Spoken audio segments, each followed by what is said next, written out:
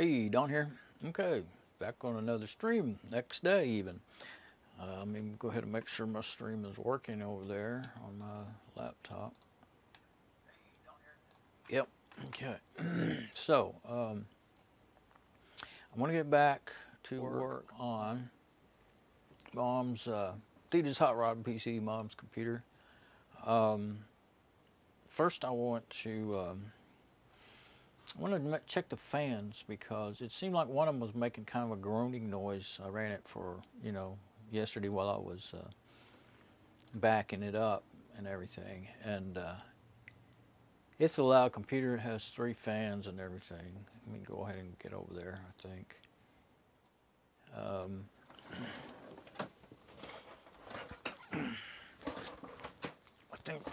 I think the door's screwed on. Yeah, I'll have to unscrew the door. But I think it'd be better if I just got up for now. I'll probably sit down while I'm doing some of it, but see. Got to turn my ratchet. Screwdriver. Okay. Oh yeah, I got this little USB door. These things are prone to come off. I thought for a while it was broke, but it just needs to be snapped back in there. I'll do that later.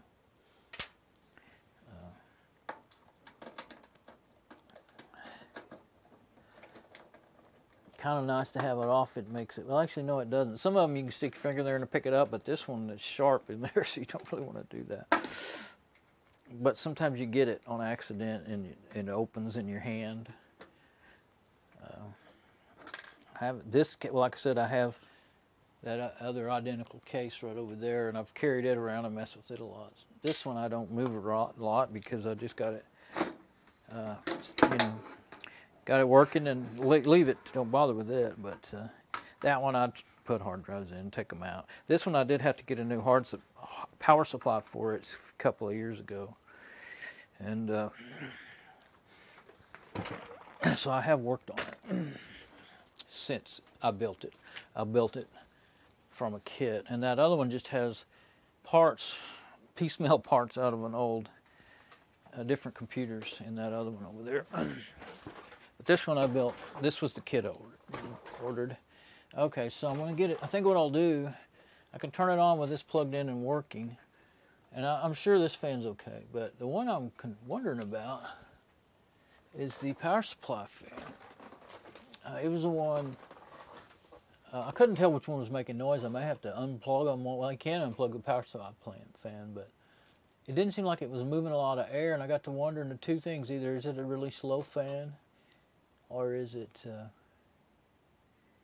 I don't think it says what the fan speed is on here. It doesn't. So it's a 60-50 watt power supply though, and I won't go through all the rest of it, but I don't know if maybe it's actually set up to be instead of a push fan, it's a pull fan. But I don't know why they would do that. But it's one of those kind where it comes out, the vent's in the bottom instead of back here. That's solid closed, and the fan is right here instead of being up here. So it's it's a lot smaller profile, isn't it? Yeah, it's not as tall. Well, no, I guess it's as tall as, a normal, what is that? I forgot the sizes, millimeters, I don't remember well. This one's a big one. And it doesn't spin as fast, but it actually moves. I think they move more air. I think they say they move more air. But that's what I got on purpose. Because these other ones, the faster they spin, yeah, they move more air, but they also make more noise. But they all spin fine. There's no... can't really get to that one to spin in. Let me get something in there and do that. They all seemed fine when I don't think I can, yeah, it's not binding or anything. So what do we got? We got the power supply fan, the case fan, the door fan, and then the CPU fan. Of course, they always do that. The CPU fans, and every one of them I've ever seen are always more prone to not spinning. The magnets stop them. I don't know why they're different. The rest of them don't really do that too much. I mean, they do stop, but the CPU fan kind of cogs, as you might say, as it's slowing down. That's what they usually say about that sort of thing. So, got it. What do I have? Okay. I actually forgot and I left my, no, it's plugged up. I've already got my VGA, power, and network connected. So, but I will need to switch over off of my streaming computer on my KVM switch so that I can see when this thing boots up. Okay, I hear it already. I need to get that fan up in the air so it's not being...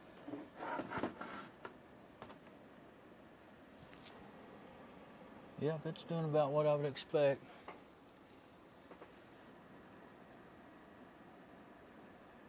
I believe that one is sucking air from the inside and pushing it out, but it certainly don't move much.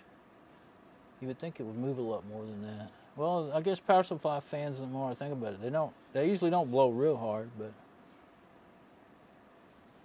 now I don't hear any of that noise. Let it run for a while and find out. Maybe it was making noise because the door was on, and so these here with these plexiglass covers, they tend to, I don't know if you can see that far. Yeah, I guess you can see good enough. They tend to make a little noise sometimes, and if you just tap on them, they'll quit. Or at least that other one does. Because you know, this is so flexible, it can make noise. Can rattle, basically. But the noise I was hearing yesterday, now they're not making any noise whatsoever. They're just making a normal sound. You can probably hear it from my mic. Yeah, well, that's good. So I don't know. Sometimes sometimes when you blow them out, a little something gets, a little bit of dust gets kind of in the wrong place, and it makes them make noise until it kind of moves out of the way. Let's see.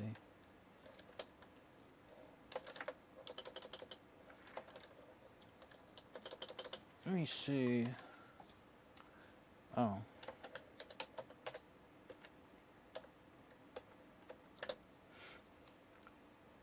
My stream, I was kind of wanting to. You always, I don't know.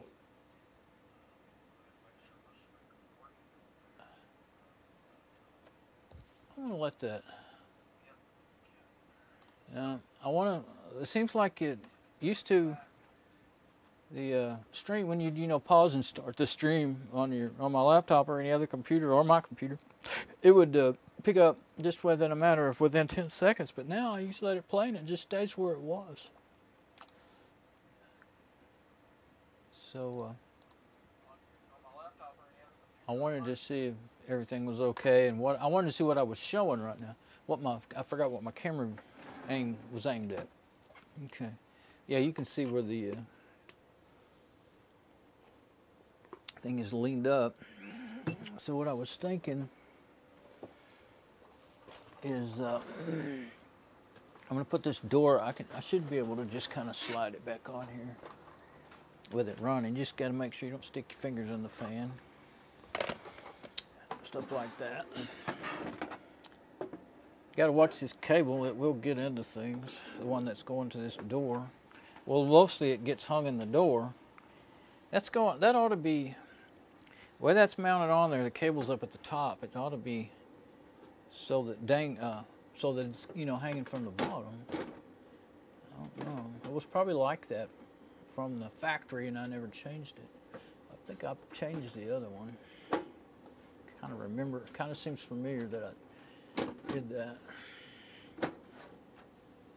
These cases are nice looking, and they are metal for the most, all except for the front.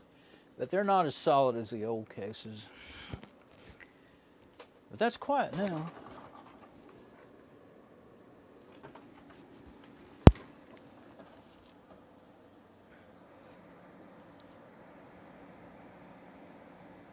Okay, so I don't think I have anything to worry about.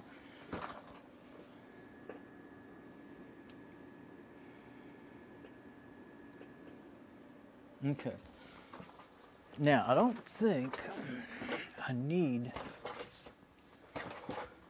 to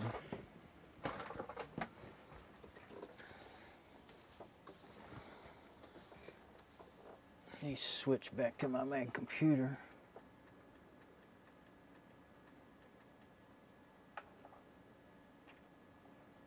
I don't think I actually need to do, I think what I need to do is copy all my files. Oh, yeah. I want to copy all my files from my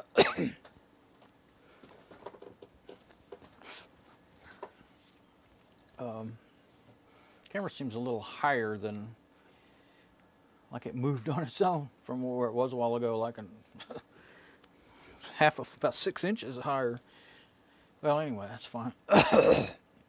I want to copy the files that I backed up yesterday into the AS Rock so that she can be using that AS Rock while I'm rebuilding this machine.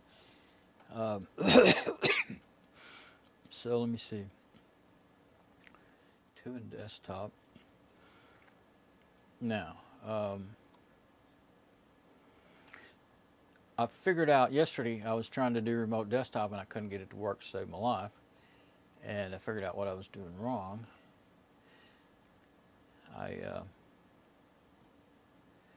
Let's see. Yeah, let me just go straight to desktop. Make sure it can be seen. Okay, when you say connect, this particular, I like this viewer, but you got to pay attention to what you're trying to connect, what protocol you're using to try to connect. And it leave, whatever was the last thing you used, it stays there. Well, it was on SSH, and I never noticed that until way after I quit my video. I started trying to figure out what I did wrong, and that's what it was. I had all my forwarding right, all my IPs right. It just was on SSH, and there's no SSH server, so it would just sit there trying to connect, waiting, but there's nothing to connect to, or else, well, it could be running but not allowing connections. I don't really remember, but anyway, I went ahead and set the IPs to go to my laptop, and on the laptop I have to turn on KRFB. Let's see. Yeah, KRFB. Where is that? Yeah, I went ahead and set it. I set the laptop. You can't see it. It's behind the. It's sitting behind the. Of course, I'm only showing the desktop right now anyway, but you couldn't see it if I showed it. Okay, and so if I. I have to give it. I think every time you close it and open it back up, you lose the password. I always turn on allow remote. It gives you. It'll change the password every time you enable and disable the remote desktop. So then, if you don't want to have to go over there and click on that machine, which it doesn't stay up very long to wait for you to do it. Typing it in. I'm trying to type it in there.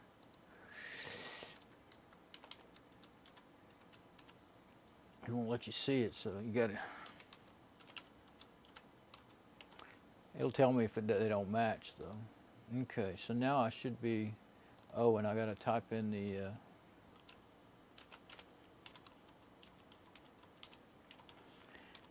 KDE. Now, some reason, anytime you use a no, that wasn't right. Dang it. Anytime you use a KDE wallet app now, I used to be able to tell it, don't ask, save the password and don't keep asking me, because it drives me crazy. Once I've logged onto my machine, I'm not worried about someone else. There's no someone else around there to walk up and mess with it, you know. So, anyway, I've got to type in the dadgum password.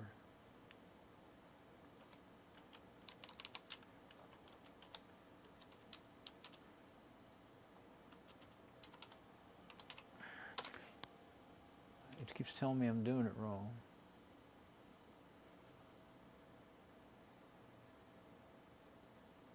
KDE wallet password. I do not have. Let's see.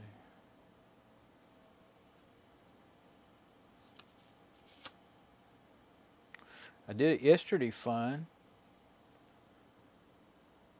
Oh, I think maybe my, I accidentally did hit a key. Let's see. Maybe I have, where's it? It's darn wireless keyboard. Num locks. No. I'm going to have to get in another window, something I can type in and see what I'm typing. Yep, it's not numlocks, it's stuck in caps lock. That's what it is. So I guess I typed it right the first time. It just, when I picked up that keyboard, I probably hit that somehow.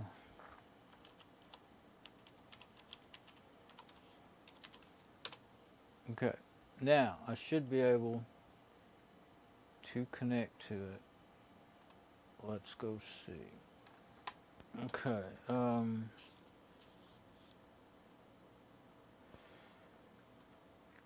machine down.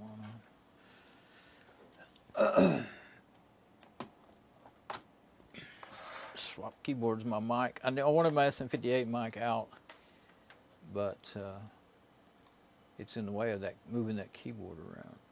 There we go. Comes up like a champ. Champ.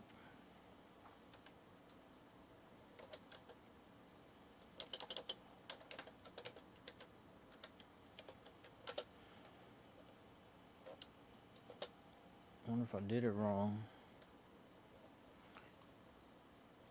Somehow I did my password wrong. Let's see.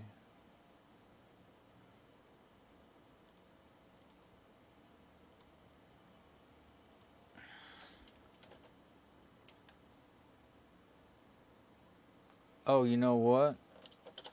Since my machine was in caps lock, let's see.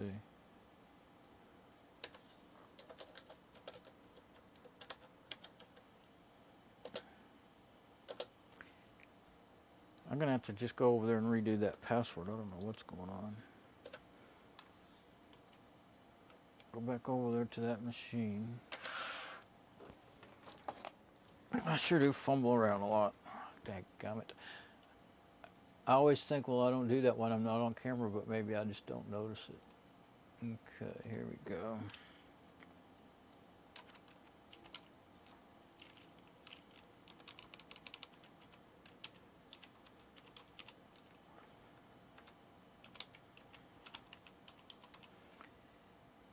See, okay, I'll tell you one thing, I might have just hit cancel because most of the, like XFCE and May desktop, most of your OK buttons are on the right and the cancel is on the left. This KDE apps are opposite. Maybe that's what happened. I probably never saved the password. We'll find out. All right, now.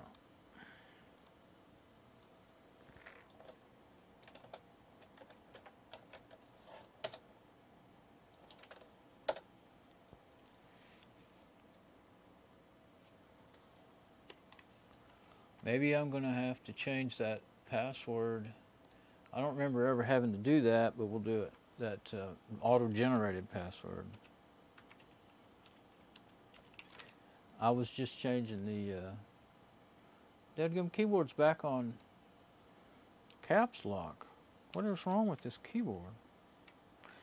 Surely I didn't do that again. There. So yeah, I hate when they don't let you see.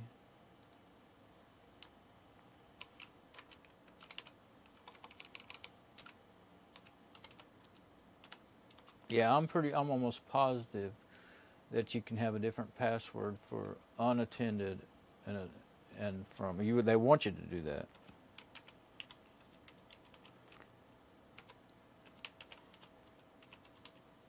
Okay, so now maybe that's all right. Somehow the dadgum thing got back on. It must happen whenever I went to stick it back up there. Must be a button somewhere out close to the edge. I don't know. Well, I guess, caps lock is close to the edge. I must keep on hitting caps lock when I move the keyboard around. Okay.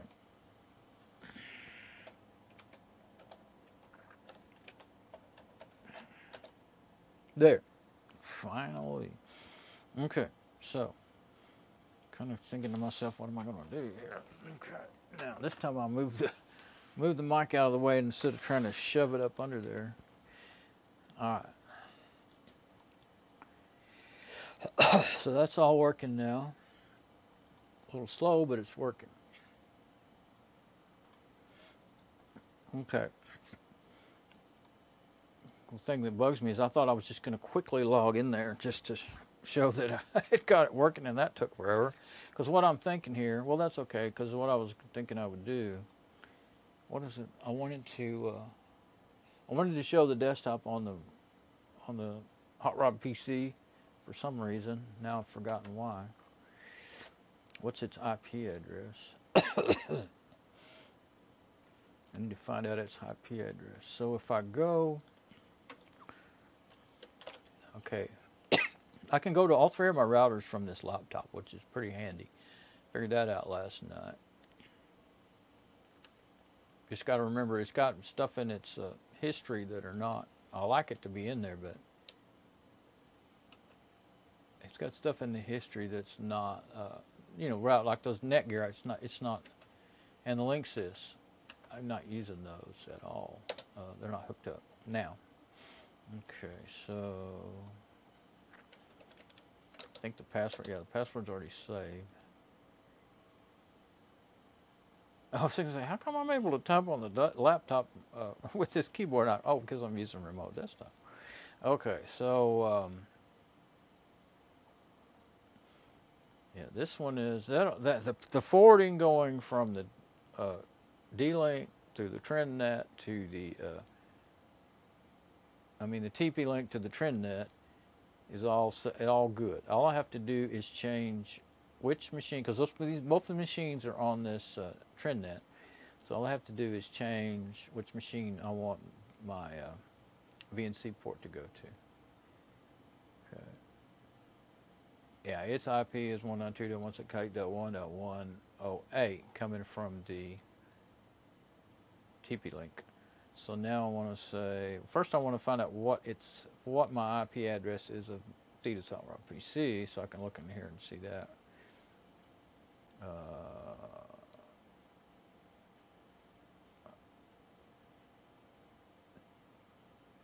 DHCP. Where do you get to? Where's the DHCP section at?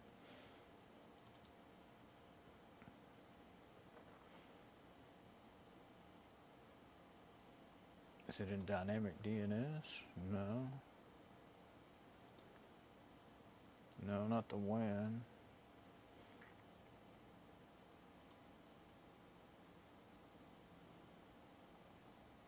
Okay. I guess I'm showing what I'm talking about. Yeah, okay. I want to make sure. Status. Maybe it's in routing. They got a name, every router names it different. Now, as soon as I get used to one, go into another one. It's taking its time at switching. Routing table. Let's see, we'll look at that. I guess my brain is off again. Yeah, that's the whole main thing. Access. Oh, access is where, no? Management? Nope. What the heck is wrong with my brain? Why can't I find the DHCP clients? I almost remember it, but not really. So it's set to 10.102. Yeah, I don't remember what it is. All right, let's stop doing it the hard way. I don't know what's wrong with my brain. I should be able to just look in here and see what those IPs are. I can flip over to that machine and find out. Let's just do that. It'll come to me. It'll come back to me at some point, but there we go. All right, so yeah, on Linux, the simplest way to find out what your IP address of your machine is, if you didn't already know that, is right-click on the icon up there on your top bar, or wherever it is. It may be in the bottom, depending on your desktop, and then left-click on connection information. 192.168.10.105. 192.168.10.105. Okay, let's see if we can remember that. 192. Now when I do this, I'm going to lose my connection, but that'll be all right. Okay. 192.168.10.105. Virtual server. And I want VNC. Click on VNC. change it to 10.105 from 102. And when I say update, I'm going to instantly lose my connection here. Yep. Okay. That's fine. Now, I think all I'll have to do is just connect to the same IP because of all the forwarding through all the routers. Yep.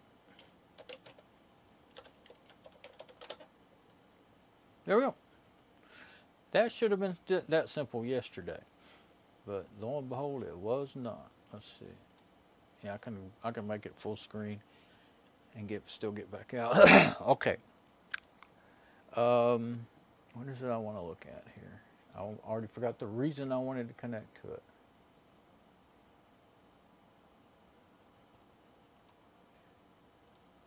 Kind of look in the files. I've already backed everything up to my USB hard drive. So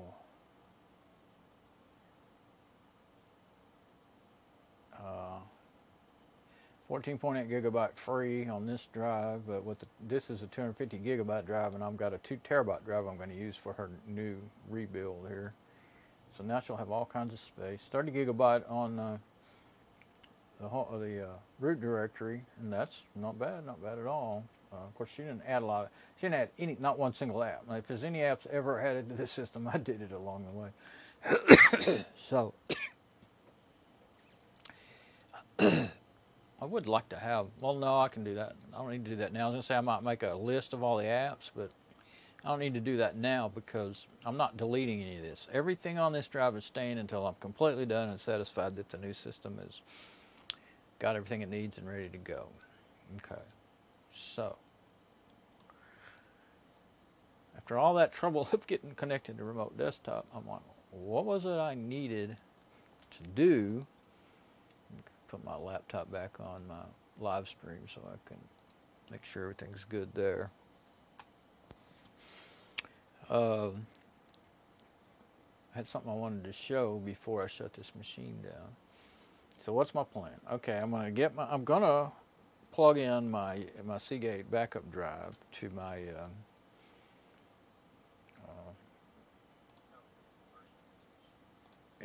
going to plug in my Seagate backup drive to my ASRock. Then I have to copy all of her personal files, her email, profile, and all that junk from Thunderbird to it. That's all on my Seagate drive now. Could be done from this machine to that, but you know, then I'd have to do it over the network, or have to take the hard drive out and put it in that machine, and that would be pain. So network's slow. Since I do have 47 gigabytes of stuff. Well, that's the total system. Her files won't be anywhere near that. I mean, they'll be near that. The system itself, I don't know, 20, 25 gigabytes, I would guess. Okay. Dang it. Now I completely forgot. I had an actual reason to connect to this to show something. Now I don't know what it was. Yeah, there's plenty of apps on here. That's kind of the, I mean, she never used hardly any of them. There was, I thought she might, like during the time when I built this several years ago now, she was watching poker on TV. That used to be on TV a lot. I thought, well, she might enjoy playing it. So I put a few little games on there. She never touched them. And I thought she might actually learn a little bit about, you know, messing with pictures and stuff. And I put plenty of stuff on there. So, but the thing is, the thing is, it's easier to use one of my scripts to just install all the apps. But all the apps I want is way too many. Than for me to remember what she would use and wouldn't use, and doing one at a time is ridiculous. I'm not doing that. But if I could, you know, can kind of, I've tried to make some favorite app scripts, just like a few favorite apps, but I never remember. My best way is to either make a list of a system and you turn that into a script, or use groups, use group installs. So it's like I could do Office group install, or whatever they call it. Actually, it would be LibreOffice you'd get. See that she's got Open Office, but of course they function the same, pretty much the same. But well, now some of these things I've discovered some of my favorite PDF editors. See, the only way I'm really going to know is one at a time do them, or one at a time hand type them, and I don't type well, so that doesn't work too well. So it just takes me back to, do I want to let a script run for an hour or two, or do I want to spend days doing, figuring it all out? So we'll see. I'd like to not put a bunch of extra apps on her system that she doesn't need, but it may just take me an inordinate amount of time to try to do it that way. We'll see. Okay, so we'll need Thunderbird, Firefox. Actually, I'm going to use Chromium instead of Chrome. I like it better.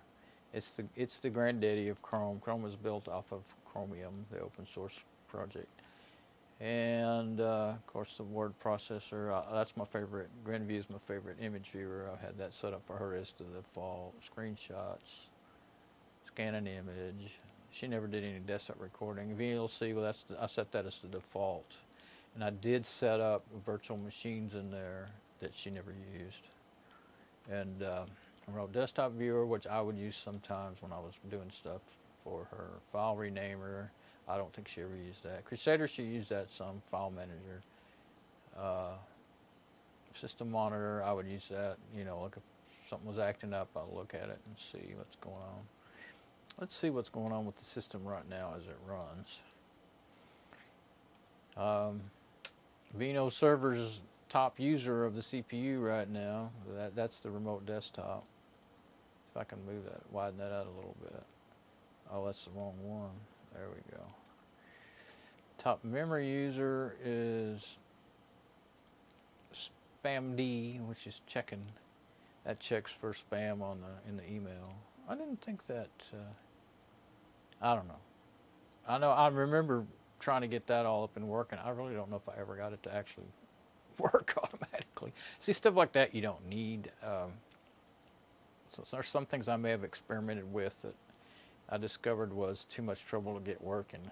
So, she wouldn't need stuff like that. So, I couldn't. Fedora 14 is too old for you to make a apps list and then install it in 27. That quit working years ago. So I wouldn't even try that. But, yeah, it's, let's see. Let's look at the graph. That's what I was thinking. Okay, it has, I remember I said it has a 2 gigabyte of memory. So, yeah, 2 gigabyte. Right now it's only using 0.36 of a gigabyte. So it's doing good. Fedora 14 does not use a lot of, resources. It'll jump up to about 700-800 megabytes when I put Fedora 27. That's what I saw the other day when it was running in a virtual machine. But it still might be fine. I hope so. I hope this dual core can run it. This is the fastest dual core of all of them we've got. The most powerful. Let's see. If not, we're going to have to look at some hardware upgrades for her to be able to have a new system that is, got enough of the new security updates to be able to use it. Okay, so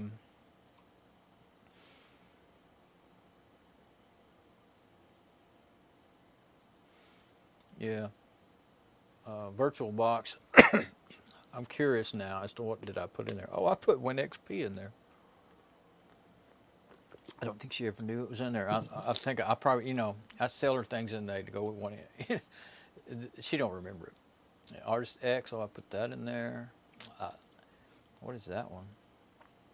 It just says Machine 2.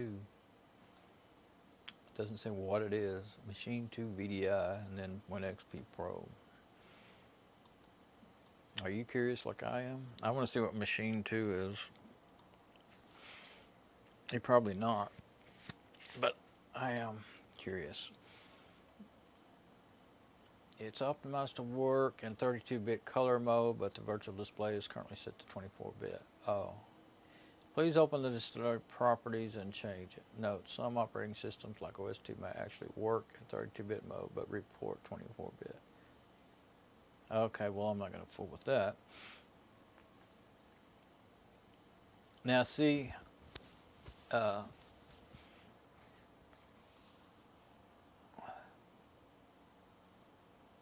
Virtual Machine reports that it does not support mouse pointer integration in the current video mode. You need to capture the mouse by clicking over the VM display or press. Where'd it go? I was reading that. What is this? Oh, that's, I don't know. Let's find out. Oh, something else popped up. That's what happened. Press on the capture by clicking on the VM display or pressing the host key. I never can remember what the host key is. What is the host key? It doesn't tell you. Okay, and the guest OS. All right, and then this one, that 32-bit video.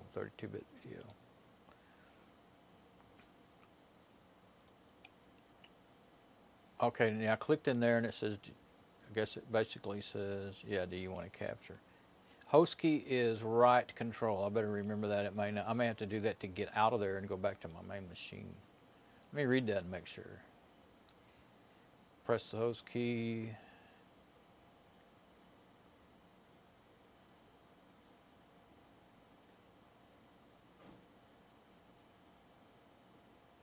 Yeah, you won't be able to get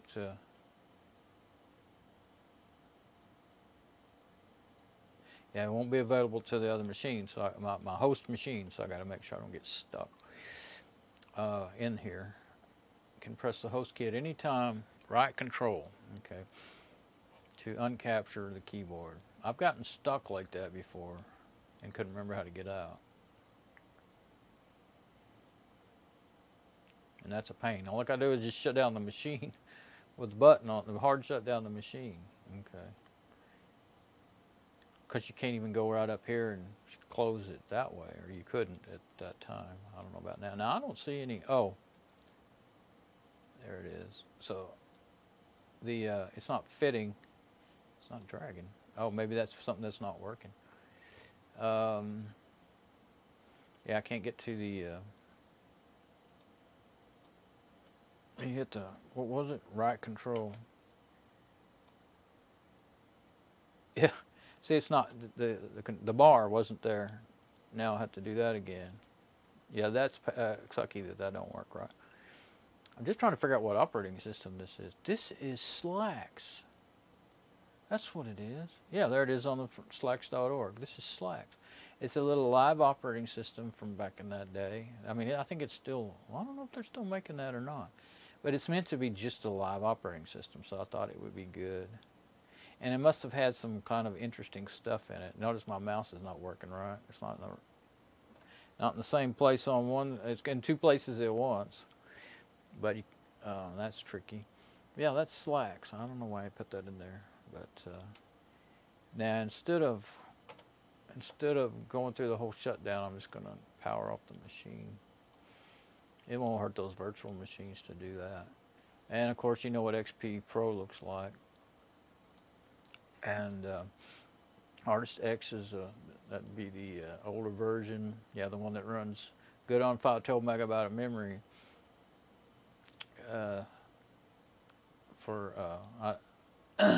That I used to use quite a bit. That's how I learned about all Jack and all those other audio, video applications. So anyway, pretty cool. That might be some fun stuff to keep those images of.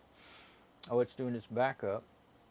You know, I have it split in half, so the Fedora 14 is backing up to the Mint partition, the Mint Linux partition, backing up all the files. Let's look at that. Oh, this is what I needed to do, so I'll have to wait till it gets through unless I want to abort it. That's what I wanted to do.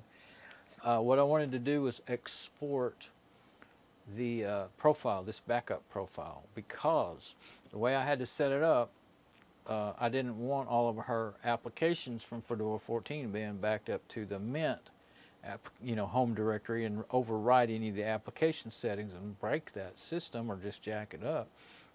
So I had to go, and I can't show it, but I'll show it in a minute. I don't think this will take too long, hopefully. I had to go and set every folder individually, you know, documents, everything that I wanted backed up. Documents, pictures, everything. There's like a list of 10 or so, 12 folders that are set to, it takes a lot of time to set it up.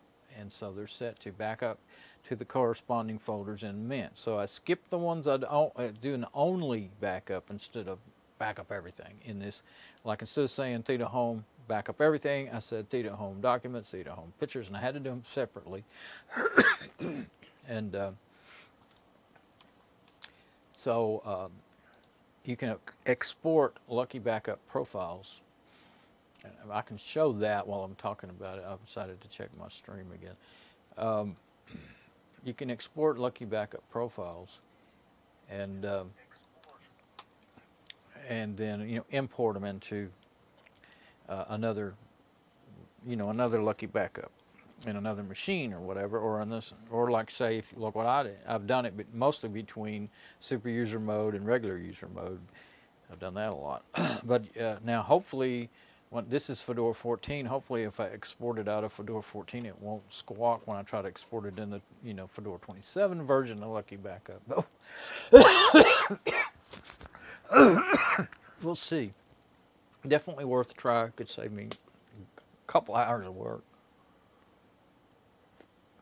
Not be that long. Well, it could be very easily. And if you get things wrong, then you can make some big mistakes and end up deleting stuff you don't want deleted and stuff. But what I think I'll do, where's my, I was going to say, is that going to come up? Get the right one. I don't want to disconnect. I just want to get out of full screen mode. Where is it? Disconnect, scaling, read only. Uh-oh. This one may be one of those ones that don't have the get out of full screen mode. Oh, there it is. It wasn't showing up. The stuff behind it. There it is. Okay, now I can get out of full screen mode. I can go over here on my regular machine that I'm actually on, and I'll show you what I'm talking about while that's finishing that backup.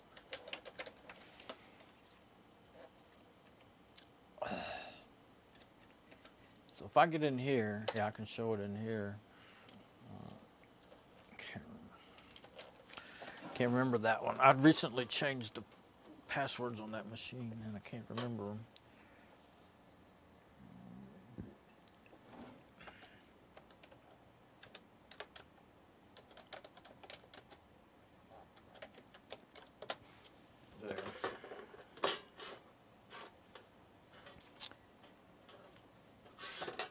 Okay, now the default is blank, it's empty, because, now I guess I'll go into this again.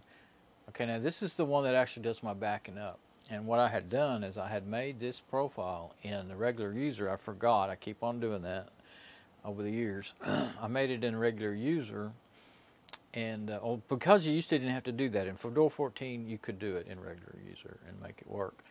But it will not run automatically in a cron job unless it's set up in root user mode here, super user mode. So I'd already made it, already had it working, had it right. These ones that are checked, these other ones are like temporary things that I do manually, not automatically. That's why they're not checked. Some, like backing up my phones to my Seagate USB drive. But my normal main everyday backups here, every 20 minutes after I boot up, it does this automatically. It goes to the Seagate drive.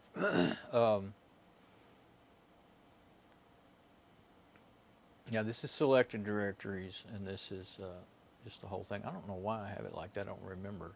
But this will, even though it doesn't show up when you open it up, it is, I guess I selected it as the default profile. There's something on there that I was thinking about that. Do you have to set it as a default? Well, I guess you can't because it doesn't show up. I think there may be a way to do that.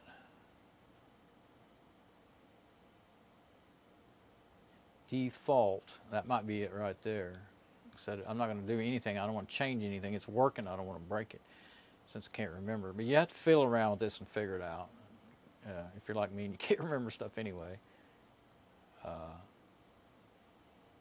You can create a duplicate task, and maybe that's what you have to do when I'm saying import and export.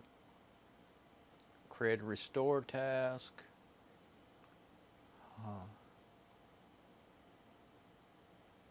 Oh, there it is. Export, import. That's how you do that. Import and export. I'm not quite sure what you would do about this, create a restore task.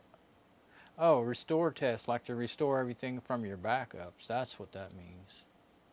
Okay.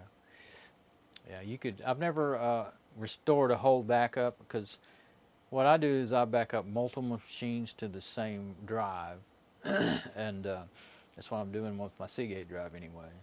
And when I want to restore something, that's one thing I like about Lucky Backup. You can set it to compress stuff if you want or not to compress it. And what I ran into, I used to use other backup, a lot of different ones. I started to say Eureka, but I know that's one I tried. I don't remember how much I used it. But the ones that come with Fedora, I may have uninstalled it. Let's see.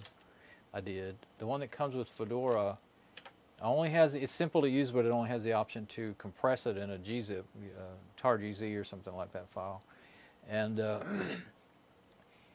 you can't even look, if you double click on it, like say in Crusader, you have to go to Crusader and double click on it. I don't have one in this folder, I can't, but if it's anything over like if it's 2 gigabytes and up, it will take forever to unzip it. It has to unzip it so you can view it, and sometimes it'll lock up your machine depending on how much power your machine has and how much memory you have.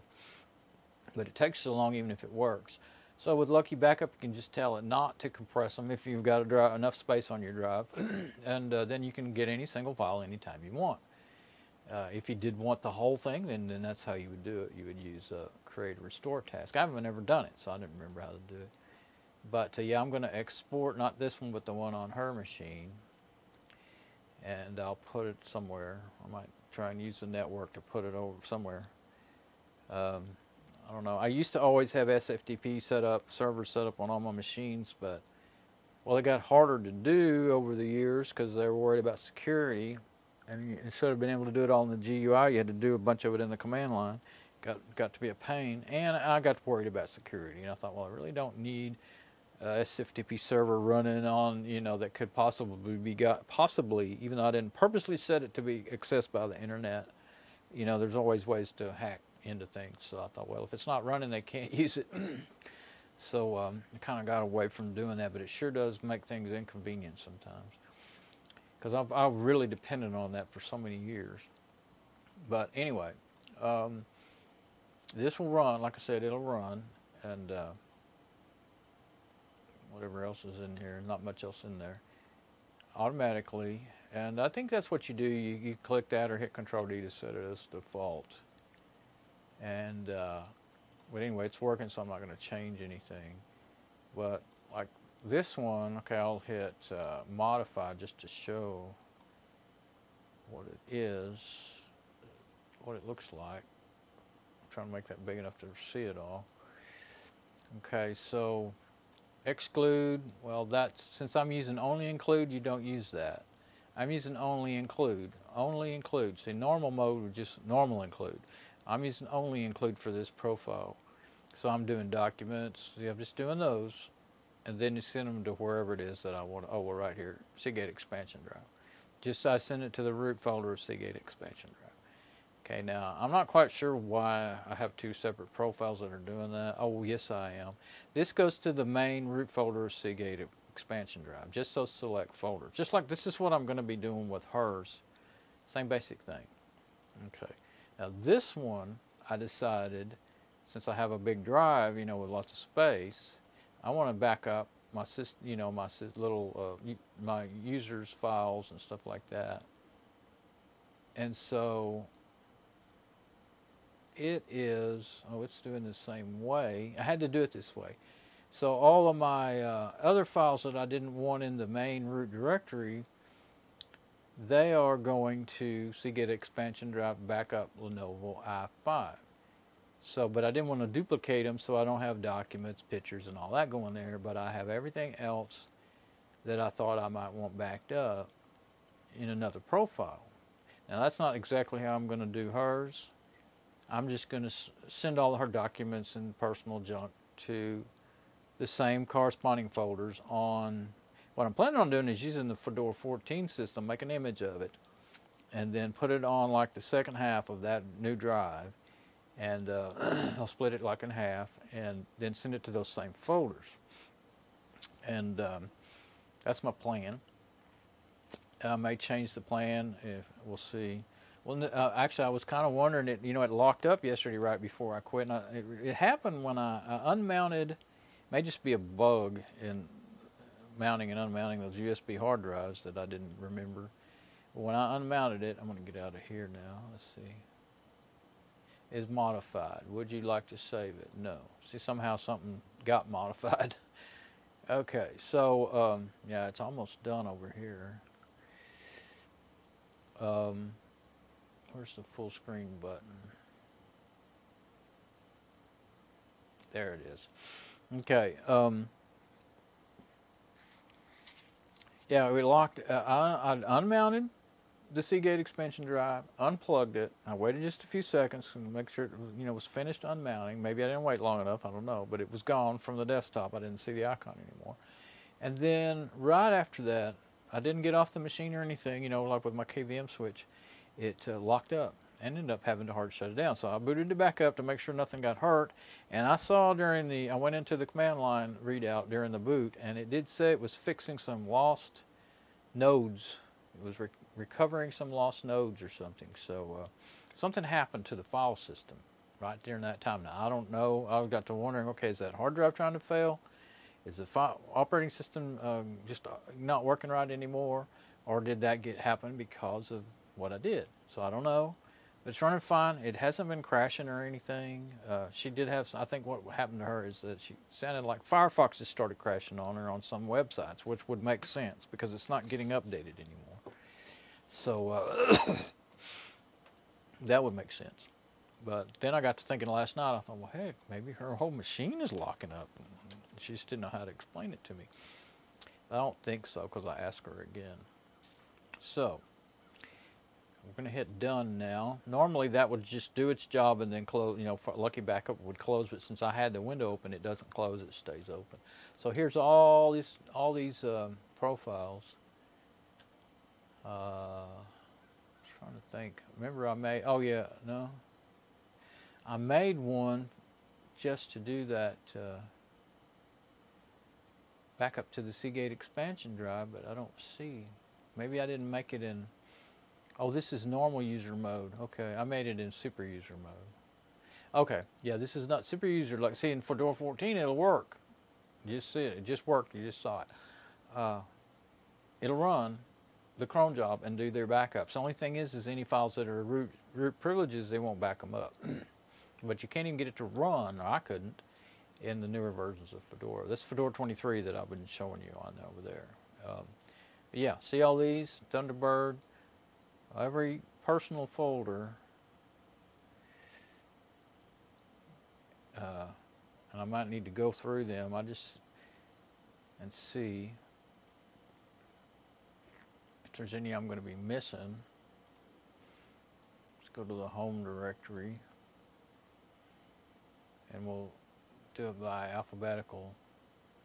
Yeah, I didn't back up her system, any of these folders for the application folders. I didn't back any of those up in this system. Okay, Artist X docs. I don't think that was in there. So I'm going to have to kind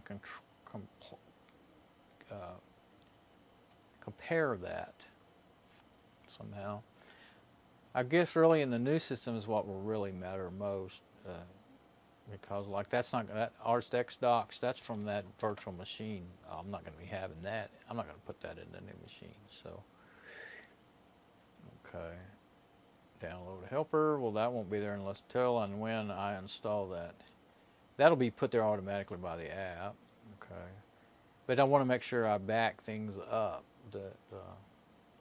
That's the thing. Yum. I don't know why there's a Yum folder.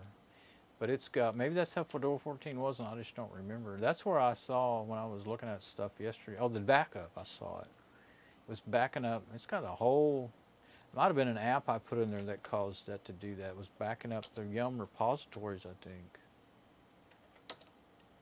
I started realizing I took up too much space, and I quit using those apps because I just didn't have space on my drives. That's what that must be. Webcam pictures. The thing is, I can't look at a list of anything and then go back over and really remember what I just saw well enough to compare them with my eyes like that. I might be able to, you know, put them on the same desktop and figure it out, but it's going to be a little tricky. Let's see. Let's move this to, just move this one over to desktop 4. 4, yeah. Okay, desktop 3, or left. Now, this one, make those equal so they'll be the same thing. Okay. Now, I'm just going to put that back to the way I kind of would want it to be.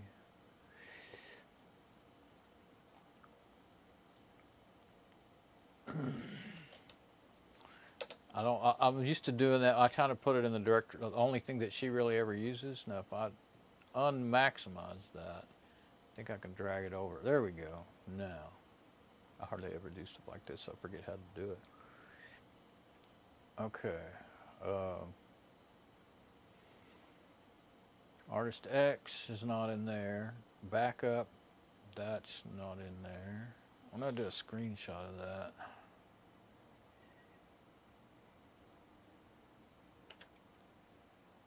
Of course, it'll be on this machine, but that's okay. It might be helpful. Okay. Calibre Library is not in there. That might end up having some stuff. I like that app. It's a PDF and digital book reader app. It's all in one. It's pretty cool, and it will you can set it up to back up stuff. That gets big though when you do that. It'll go through and back up EPUB, that kind of file. I don't know what that is. That's just the logo. What is that? No, that's installation guide for Fedora 12. I don't know why I called it logo. Okay, so but that's not in there. I don't think I want it in there, but okay. Documents should be yes. Downloads, yes. Download helper, that is in there. Firefox, okay, yeah, this is the newer version. It's not in there, is it? Well, yeah, I guess it's just named differently. Firefox 14 Mozilla. Okay, Kdenlive would probably, I'll probably go ahead and install that. Well, I might not. There it is. Okay. If you had one in this list that wasn't there, it would just skip it, so it wouldn't actually. Composer, that's a web page editing app. I don't know why I put that on her system, really. I don't see it in the backups either. Lenscope, I don't remember what that is. Okay, music, that should be in the backup. Is it? Yeah, there it is. Okay, pictures, yep, that is. Public, I have that in there because I actually had a few files in there. I think it's in there. There it is. It's not in alphabetical order, so it makes it even harder, and I don't think I've ever found a way to make it, you know, reorganize it for you. Just in whatever order you make those profiles. Templates, sometimes I keep a few templates. Yep. For Word, for OpenOffice or LibreOffice. Videos. Videos.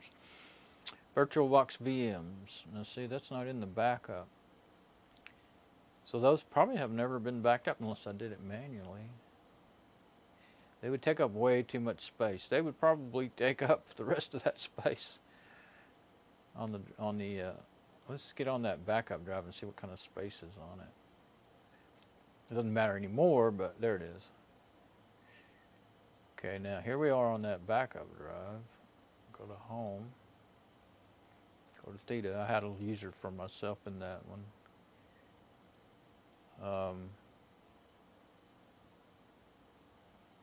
VirtualBox VMs. Yeah, they have been backed up. But just the WinXP Pro, that's the only one. I must have done it manually. Okay. So, then webcam pictures. I don't think that's been backed up. What is that? Lucky backup snapshots. There's nothing in there. It's never been used. It was some app that I put on there and never really used. Yum. I see Mint Linux. That's what that's Mint Linux. That's the reason I did it so selectively like that, because I didn't want to mess up her applications. You know, they don't all work the same. This is Mint, Debian based. Mint, well, the Mint, I don't think they do Mint Debian anymore. They just do Ubuntu, but that Ubuntu is built on Debian, so it's still Debian. So either way, new or old. But this is like Mint 9 or something like that. So it was Debian, Mint Debian, however they said it. And I put it on there as a backup operating system in case this one broke and she needed to use her computer. But anyway, it did make the backups complicated because it uses a different permission system. It's all based around sudo and all that junk, and you would get, I don't know, sometimes it would happen and sometimes it wouldn't. Let me move this. Let me just, yeah, I gotta drag it back over. Whoops. A little harder to get it to go right where you want it when you're in remote desktop.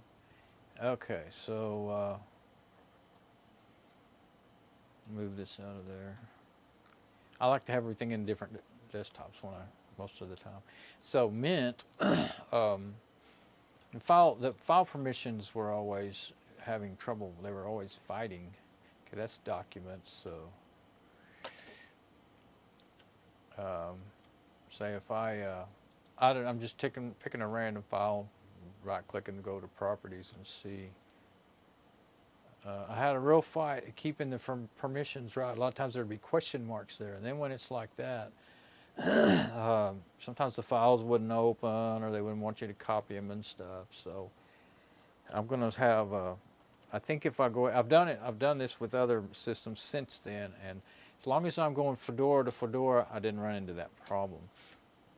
And so I think I'll be fine even, you know, going between Fedora 14 and Fedora 27. I won't have the file permissions fighting the way it's handled fighting each other, since they're both Fedora, hopefully. But if there's any reason that I think that the Fedora 14, I don't think so. I was worrying about that, but it's running just wonderful. I've been messing around with it for a while, so that's what I think I'll do still. And if she ever says, oh, I wish I could use that app, I'll say, well, okay, then let's reboot into your Fedora 14 system. I'll just make it, you know, I'll make it a dual boot. That's what this old one is a dual boot. You can reboot into Mint if you wanted to. She never did, and she probably won't ever reboot into Fedora 14 unless her new Fedora 27 broke or something. But yeah, I want it to be to where if I wasn't here, I could just tell her on the phone or whatever, do this, and she could still work, you know, on the computer, or still get on her, you know, web shopping website or whatever.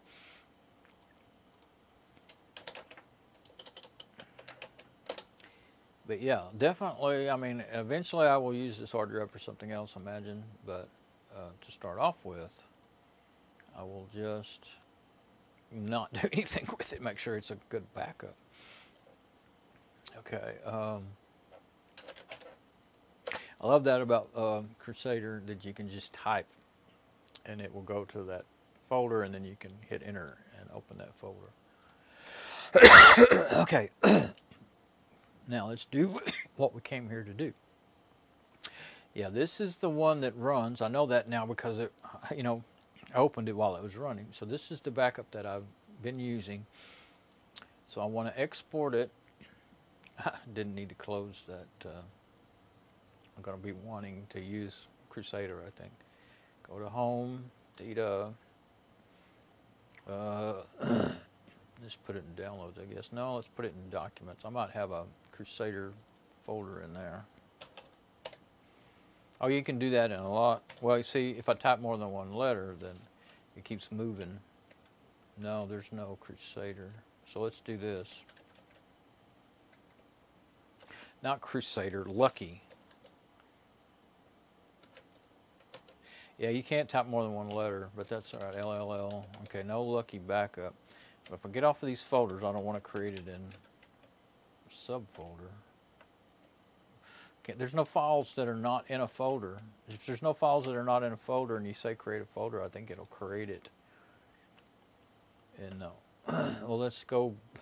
Pretty sure I can't do it, so I'm going to go back to downloads because I know downloads had. Now I get off of these folders. What? That's weird. This just must be the way this particular thing is working, this particular window. Okay, here's what I'll do then. It went straight to that folder.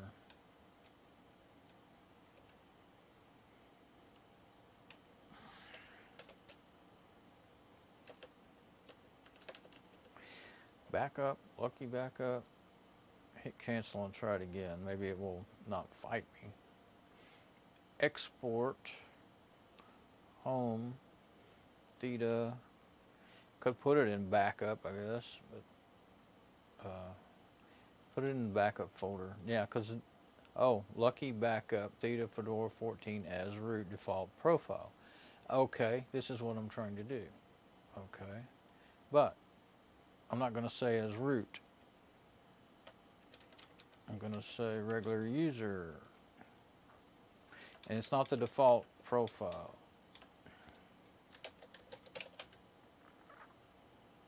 Wait.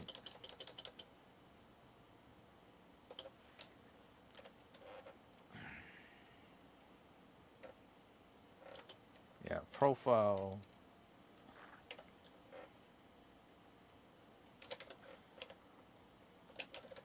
I'm going to say daily backup.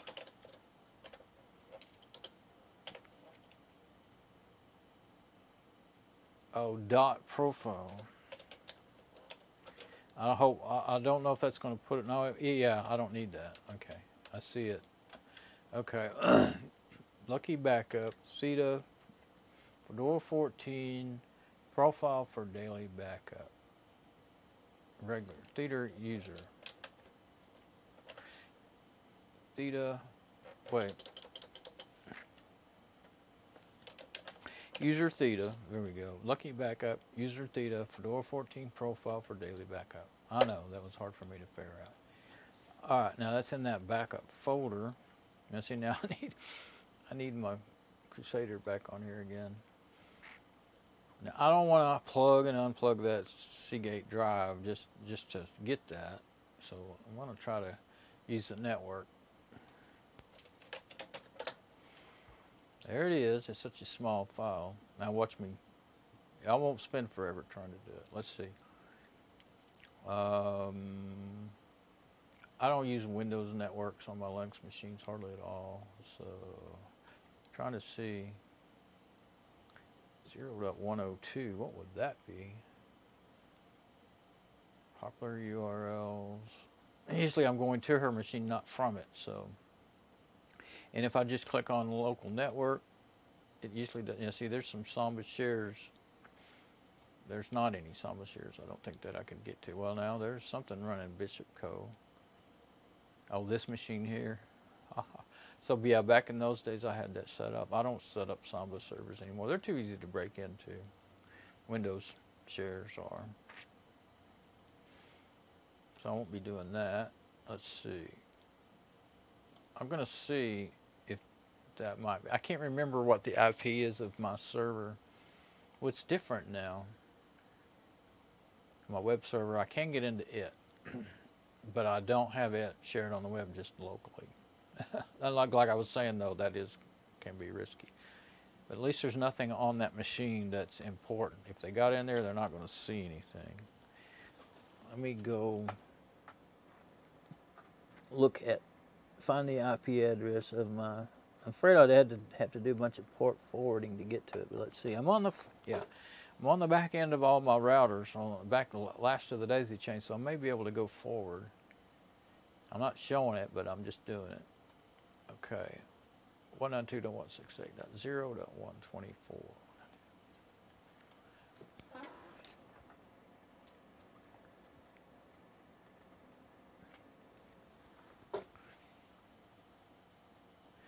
Okay.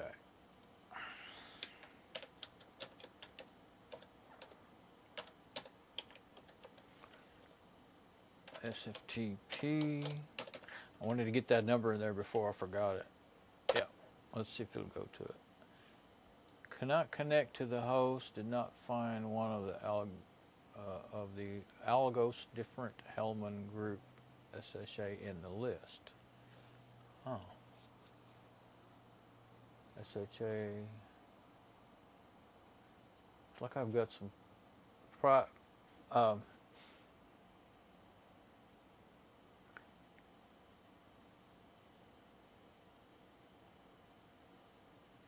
Diffie-Hellman group.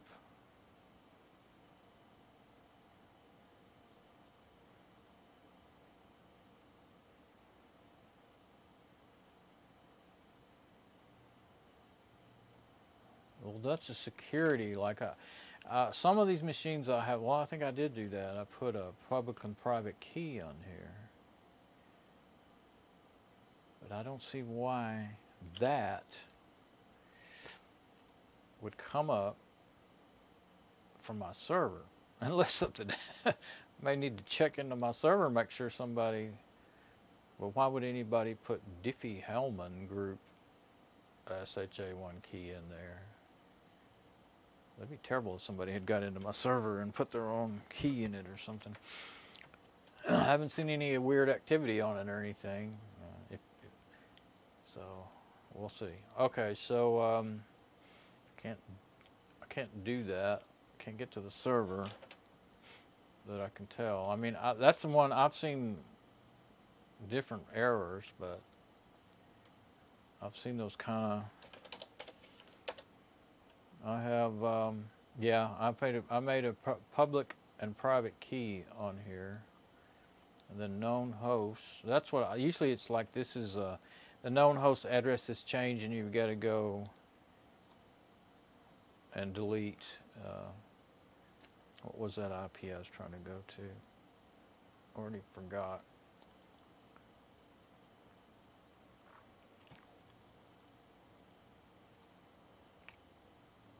I'm going to create a new note so I can type that in there.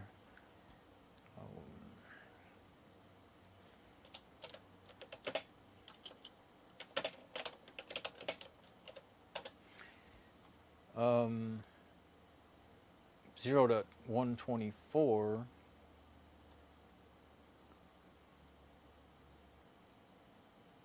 probably is one.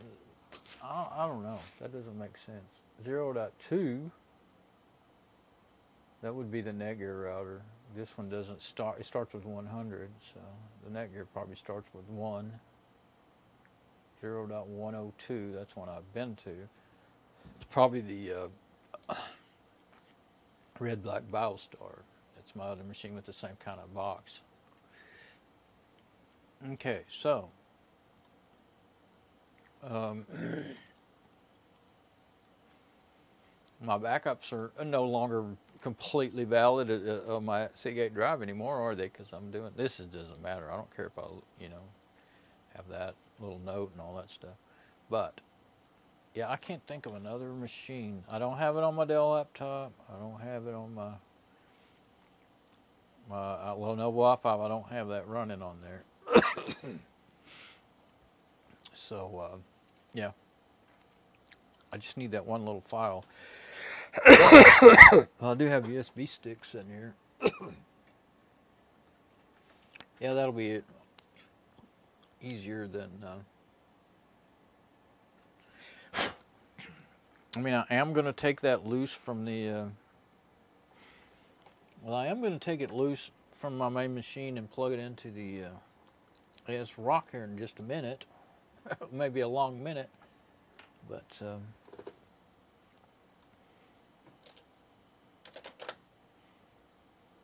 So I guess there's no sense in fiddling around here. I'll just go ahead and unmount it. It's already ran my daily backup, so I can unmount it. I always have to go the long way home, don't I? Okay, so give it a minute, make sure it's done. Unmount it. Well, I am worried about locking this thing up. Guess we'll find out if we're going to have trouble or not. Man, my cables are off. I'm trying to keep them in a way that they don't get tangled too badly. Okay, we're going to plug it in to her machine. Okay, you like my artwork? I did that a long time ago. It was a friend's picture that she sent me. She didn't like it. I don't know why. Girls, never know. I thought it was pretty neat. Okay, let's see. There it is, 4.5 terabytes.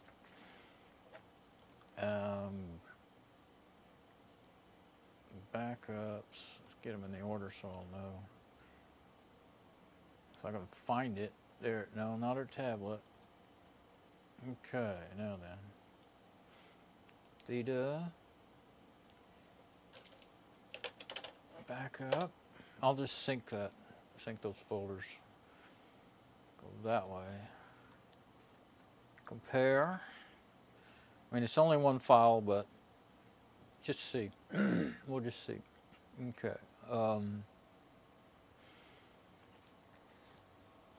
Yeah, that'll be on the Seagate drive, and that'll be perfect. And it'll be right where I need it. Yeah, there's that one file. Okay.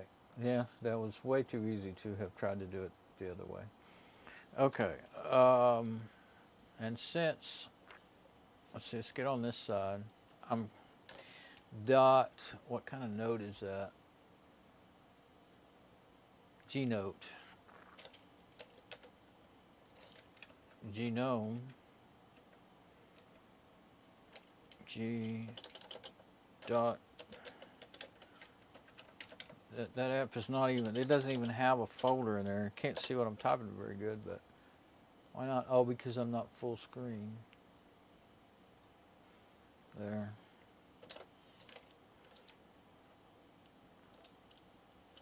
What am I doing? Oh. This is our machine, right? Yeah. Yeah. So that's stored somewhere, probably in like. So that's something I won't be getting unless I go user share, probably. Could be user lib, user bin. Let's go to share. No G note. Yeah, there it is, G note. So if I wanted those notes, there may be in here, in that applet, no, icons, export. I did that before because I was using desktop node apps a lot, and I started trying to figure out how to, you know, copy it from one app to another, because I'd use one for a while and then I decided I liked another one, and it was just so hard to, you know, copy them over to other apps or other machines that I just quit fooling with it. So that one little note I ain't gonna worry about. That's yeah, anything that's not in your Theta home directory, I'm not gonna have. I mean, it'll still be on the hard drive, and if I really need it, I'll go get it. But I'm not gonna worry about any of that right now. Okay. So,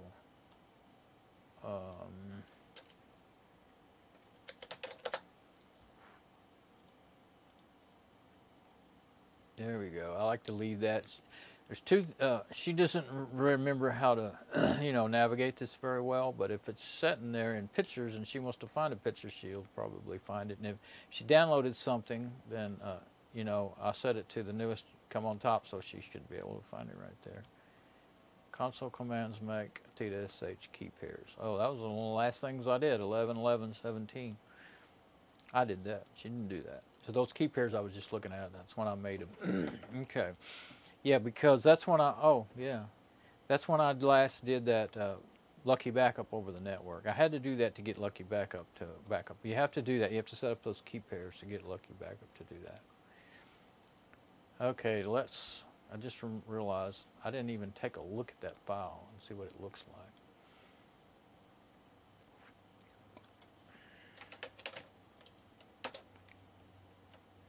Let's take a look.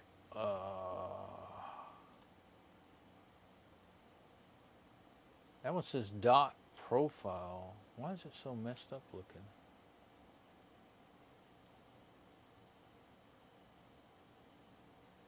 I must have accidentally left that in there. 3318. I messed up and I put a dot in the file name. I'll just have to go fix it on the Seagate drive. to, well, I can do that. It's still plugged in. So lucky backup user data, blah, blah, blah. Okay, let's view it. Yeah, it's a really interesting file there. Definitely got its own little format to work in Lucky Backup. There's a lot of cool things you can do with Lucky Backup. I learned how to make a file. I've got them somewhere. Make a text file that you plug into it that will tell it to like only look for images. And then I had a back to when I was building a machine for somebody, and I was trying to find. They had their stuff lost everywhere. It was another lady, neighbor, had their stuff just lost everywhere. They never knew where they were doing when they were putting stuff, and so I had it just search the whole C drive and copy. First, I scanned it for viruses several times. Then I had every image file copied to a certain, folders, a set of, like the pictures folder and on our backup drive, and then like every video file copied, just like so on and so on and so forth. Okay, now let's go to, anyway, I saved my little files for doing that with.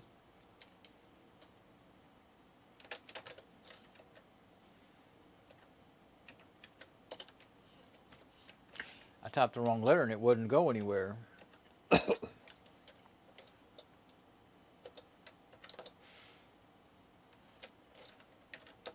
I want to fix that file. I'm just going to manually fix it. Get that period out of there. That can mess things up. There, now they're both fixed. Okay, so what I'm wondering now is, should I go ahead? I guess I could do that. Should I go ahead and unmount that Seagate drive and again and see if it locks the machine up, or should I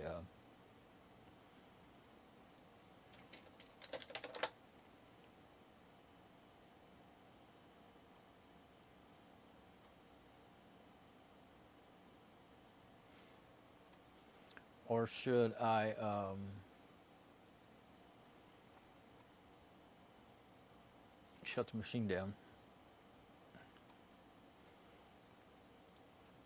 I think I'm going to try it again. I want to see if that's a thing that it keeps happening. So here's what I did yesterday. Let's go ahead and get out of the full screen before I do it, just in case. I don't want to get stuck into that window. I wouldn't probably, but now I'll be able to just flip to anything else on my machine. Okay, so what I did was right-click, and this is the way I always do it, and it is the safest way to do it. Safely remove drive. Sometimes it says unmount instead of safely remove. Depends on your system. And I waited a little while, and it was gone, and then I unplugged it. I'm waiting a little bit longer this time. Uh-oh. That mouse ain't moving. I think it already locked up the machine. So it seems to be doing that. But it is unmounted, so see, I don't want anything. That NTFS file system can easily be damaged on that drive. I've had to fix it several times, so that's, didn't think about that. It shouldn't hurt it because it's unmounted. But there's something in Fedora 14 when you do that with that drive. I mean, I've done it before with all my USB, with my different USB sticks and stuff. And maybe it'd be fine if you just unplugged it, but I'd be afraid of messing up the USB drive itself, the NTFS file system. But that is locked up. I don't think, yep, nothing is working. And I'll go ahead and, let me go ahead and unplug that because I want to make sure I get that unplugged safely.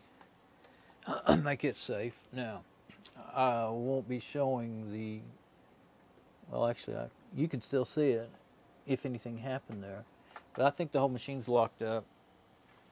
Okay, now I'm actually on it with my KVM switch now instead of remote desktop. It's locked up. So this is what happened last time. So there's a bug. Of course, they're not going to fix that. Fedora 14's been EOL, end of life, for quite a few years now. It's still a great system, but that's a strange thing. Of course, this is a way newer drive. It's only 2 years old. 2016 is when I bought that. Way newer drive than that operating system. So what I have to do, hold the power, hard shut it down, hold the power button in until it, could have showed that, I guess. Go ahead and close the two. Okay, now I'm gonna, still got the finger on the button. I'm gonna turn it back on. Oh, it wasn't finished switching yet. Turn it back on, boot it back up, and make sure it's okay.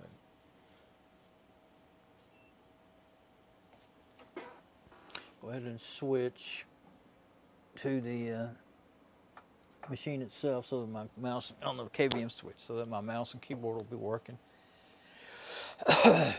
So yeah, there's nothing wrong with that system, I don't believe. It's just a weird bug. And let's see. Oh, okay, so I hit up arrow key and that it hadn't started booting yet. I thought it had. But anyway, there's the kernel. That's a Fedora 2.6.35 kernel, Fedora 14, and then I also have, I don't know if you can see that on the monitor. Depends on if the camera is showing the monitor or not, right? But I know it's in this picture, but I don't know if it's white or blue. But anyway, Linux Mint 9, yeah, that's what it was. So I'm going to go ahead and boot back into Fedora. I'm not going to fool around with that Linux Mint. And what I was wanting to do is show the terminal readout while it was booting. So I hit escape. You can hit, I think you can hit, it depends on your operating system. Most, you can hit any key on the keyboard and it'll do that on a lot of them. The version, depends on the version too. Yeah, clearing orphaned inode. Clearing orphaned inode. See, something happens when you do that. When you unmount that USB drive, it does something to the file system. That's not good. I mean, that's a bad bug.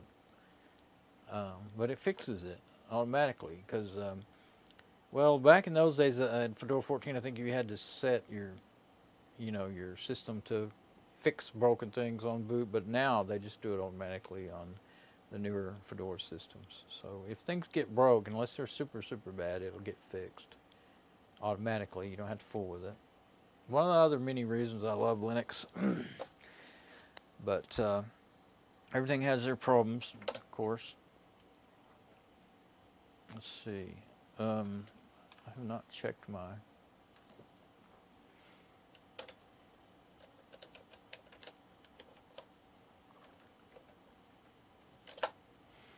I haven't checked my, while that's booting up, we'll check my stream.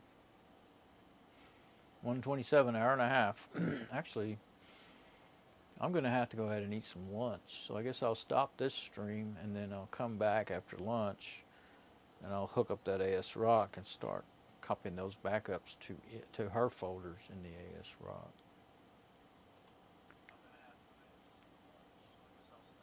Well, you can see that there's color on the screen. I see that in my preview.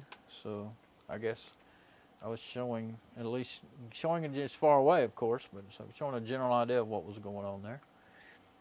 So that's all I want out of this machine today. Now I'll be switching off of this machine and over to the,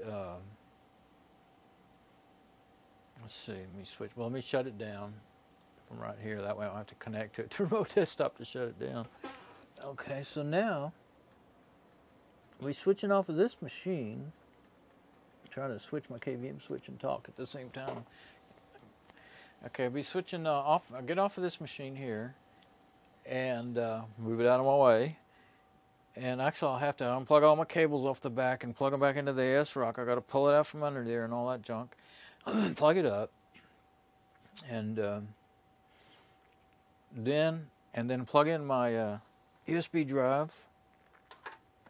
And I'll probably plug that back into my main machine. In the meantime, I may want to, before I go start a new stream, I may want to reboot my machine, and I'd probably reboot my router again to make sure that, because I'm using Wi-Fi to stream these cameras, and it just fills up all the cache and all that junk pretty quickly. Well, not real quickly. I mean, I've gone 3.5 hours before, and I got a good stream out of it, but. Funny thing is, it works okay for your stream, but then like other people on the Wi-Fi might be having trouble. So, and you won't know it unless they tell you, But anyway, there we go. That took way longer than I had thought it would. I didn't think I had more than 5-10 minutes of stuff to fiddle around with, but it always Everything takes longer than you think it does, especially on computers. So anyway, there we go. Yeah, now I'm ready, I believe, unless something else comes to my mind while I'm eating lunch, but now I'm ready to switch over to the S-Rock and start copying all the backups over to her folders on the S-Rock, and I'll go ahead and do, a desktop video with that when I'm doing that. Well, I mean, I'll leave my cameras like they are, and I'll just start with the beginning there and get it all hooked up and do that. And then this one, until I get that all, when I get her, my AS-Rock all set up for her to use, then I can put it in there this evening for her to use when she gets up. And then I'll go back to actually setting this one up with the new Fedora 27. And I'll try to should be able to do remote desktop videos, I think, during the ends. Well, if the machine can handle running, actually on Fedora 27 Live, I should be able to use TeamViewer Portable to do a remote desktop. Yeah. Because I don't think, KRFB doesn't come installed. Well, I'll be installing Mate, and it won't have any KDE apps on it. But that's fine because I can just use TeamViewer. And I should, as long as the machine can handle it while during the install. The install does kind of use a lot of resources, but I think it'll be fine. We'll try it and see. If not, I'd have to do the old monitor at the screen thing, and that's not very good. I'd like to be able to do nice install videos, and that would be a good way to do that, I think. Okay, so it's done. I'm going to go eat lunch, and then I'll come back. All right, bye-bye.